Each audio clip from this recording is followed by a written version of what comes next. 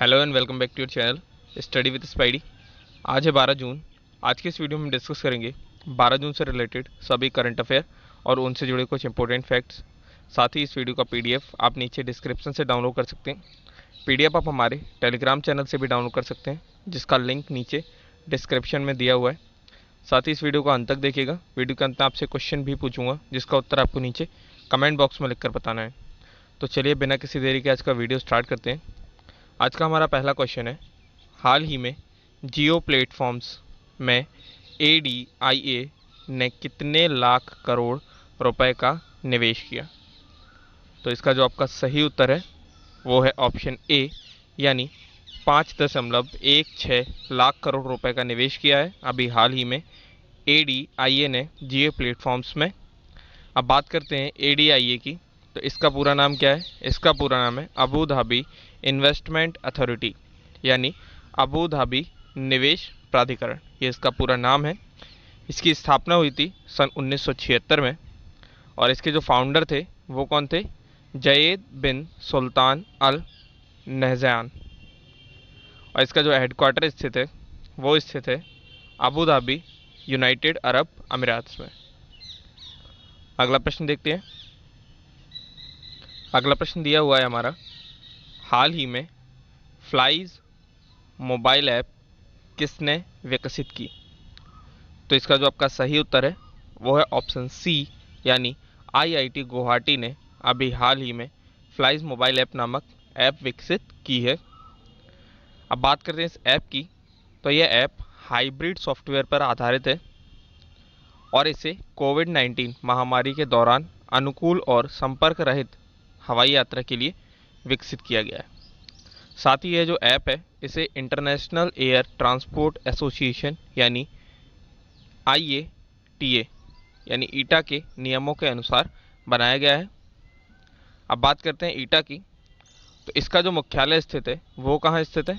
वो स्थित है मॉन्ट्रियल, कनाडा में, और इसकी स्थापना हुई थी 19 अप्रैल 1945 में।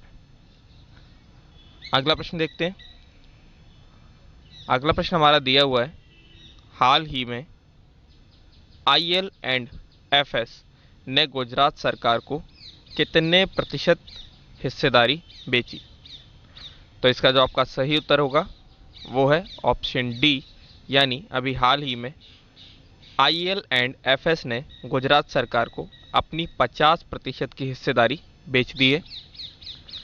अब बात करते हैं IL&FS की, तो इसका जो पूरा नाम है, इसका पूरा नाम है infrastructure leasing and financial services limited, ये इसका पूरा नाम है। और साथ ही यह जो हिस्सेदारी बेची है इससे IL&FS कंपनी को शेयरों के इक्विटी मूल्य के रूप में 32.71 करोड़ रुपए प्राप्त हुए। और साथ ही इस कंपनी के जो भी वर्तमान में CEO हैं वो कौन है? वो है अरुण के शाह। अगला प्रश्न देखते हैं। अगला प्रश्न दिया हुआ है हमारा, हाल ही में विश्व बैंक ने पश्चिम बंगाल को कितने करोड़ रुपए का ऋण प्रदान किया?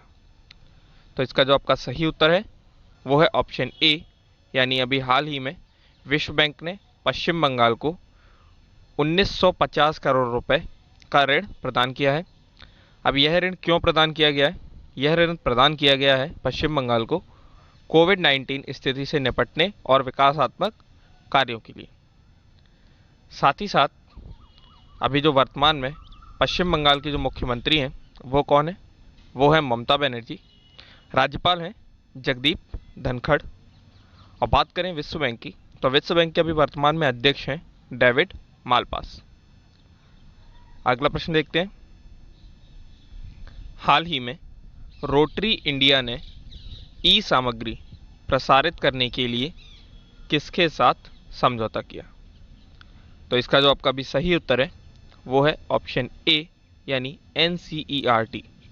NCERT से अभी हाल ही में रोटरी इंडिया ने सामग्री प्रसारित करने के लिए समझौता किया है। NCERT जो है इसका पूरा नाम क्या है?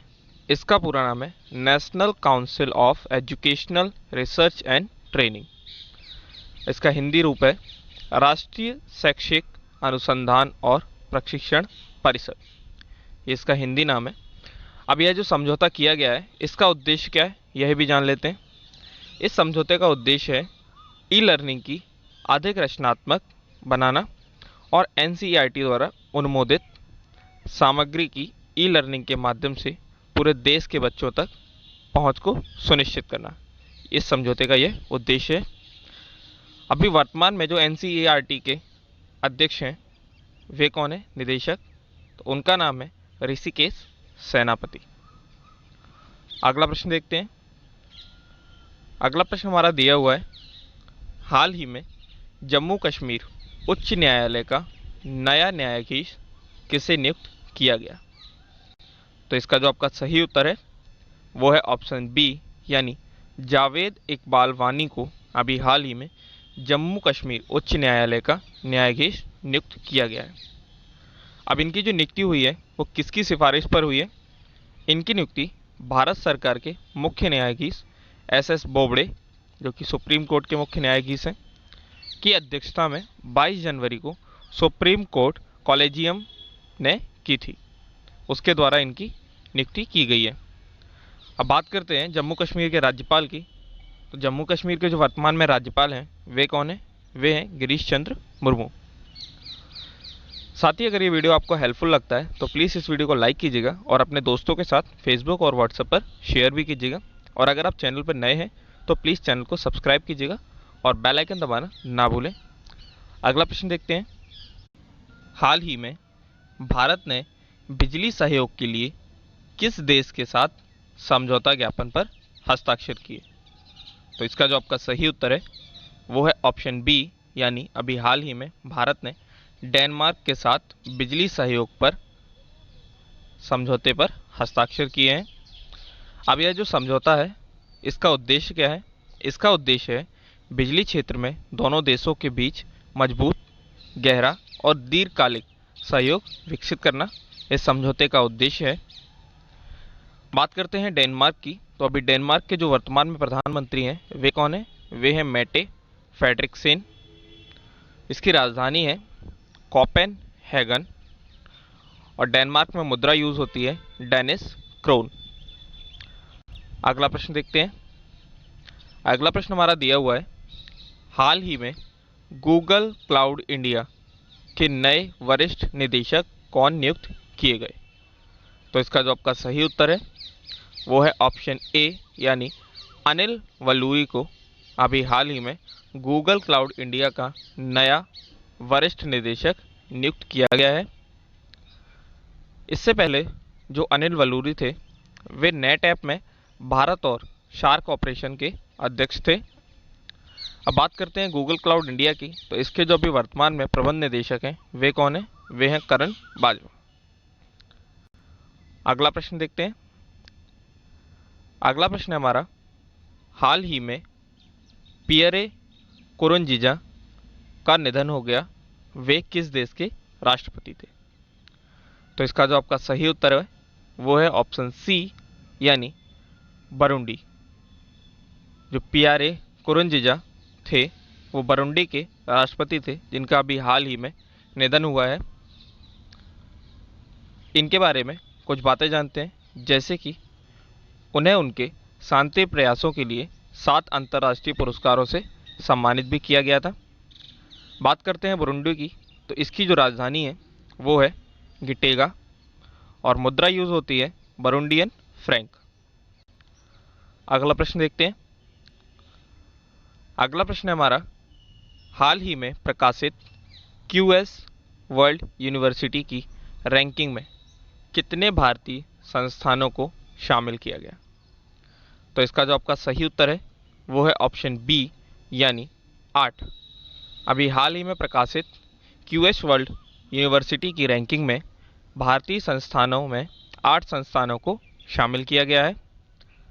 अब बात करते हैं इसमें टोटल यूनिवर्सिटियाँ कितनी होती हैं। तो क्यूएस यूनिवर्सिटी रैंकिंग 2021 में शीर्ष 500 यूनिवर्सिटी, यानी इसमें 500 यूनिवर्सिटियाँ शामिल होती हैं, जिसमें से भारत की केवल 8 संस्थानों को ही जगह मिली है। अब बात करते हैं यह जो रैंकिंग थी इसमें प्रथम स्थान पर कौन रहा। तो इसमें प्रथम स्थान प्राप्त किया था MIT MIT ने प्रथम स्थान प्राप्त किया था। और भारत की बात करते हैं तो भारत में यह प्रथम स्थान प्राप्त किया है भारत के नज़रिए से IIT बॉम्बे ने। अब बात करते हैं अगले प्रश्न की, जो कि हमने कल आपसे वीडियो के अंत में पूछा था। हमने आपसे प्रश्न पूछा था, हाल ही में AIU ने एथलीट गोमती मारीमुथ पर कितने साल का प्रतिबंध लगाया? तो इसका जो आपका सही उत्तर था वो है 4 साल के लिए इन पर प्रतिबंध लगाया गया है AIU द्वारा। अब वीडियो के अंत में आज का प्रश्न आपके लिए, जिसका उत्तर आपको नीचे कमेंट बॉक्स में लिखकर बताना है। आज का हमारा प्रश्न है, हाल ही में DMK विधायक का कोविड-19 के चलते निधन हो गया, उनका नाम क्या है? ऑप्शन आपके पास दिए हुए हैं, अबाजा जगन, राम मनोहर, शिवपाल सिंह या इनमें से कोई नहीं। तो इसका जो भी उत्तर आपको लगता है बिना गूगल किए प्लीज़ कमेंट बॉक्स में लिखकर बताइएगा। आज की इस वीडियो में फिलहाल इतना ही। अगर ये वीडियो आपको हेल्पफुल लगता है तो प्लीज़ इस वीडियो को लाइक कीजिएगा, चैनल सब्सक्राइब कीजिएगा और बेल आइकन दबाना ना भूलें। अगर कोई सजेशन है तो प्लीज़ कमेंट बॉक्स में लिखकर नीचे ज़रूर बताइएगा। Thanks for watching.